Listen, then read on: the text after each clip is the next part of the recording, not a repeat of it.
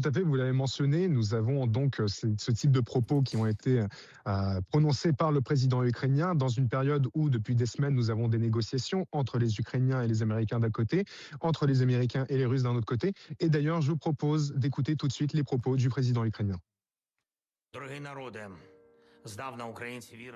Chers amis, les Ukrainiens croient depuis longtemps que le ciel s'ouvre la nuit de Noël. Et si vous leur confiez votre rêve, il se réalisera à coup sûr.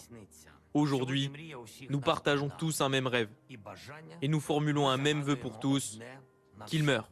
Dirons-nous chacun pour soi-même, mais lorsque nous nous tournons vers Dieu, bien sûr, notre prière est plus universelle. Nous implorons la paix pour l'Ukraine.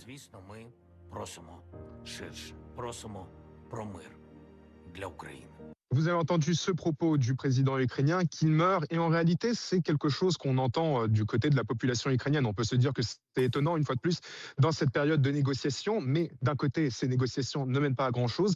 D'un autre côté, eh bien ici, la situation, elle reste très difficile. Cet après-midi, la ville de Tcherniv, par exemple, a été frappée par un drone russe. Une personne a été tuée, on parle d'une femme de 80 ans, ainsi que 5 autres personnes ont été blessées. Donc ici, malgré les fêtes, malgré la trêve proposée par l'Ukraine, il n'en est rien. La Russie continue de cibler l'infrastructure civile ukrainienne. Vous le voyez là en ce moment, je suis dans le noir le plus complet parce qu'il n'y a pas d'électricité dans le quartier où je me trouve.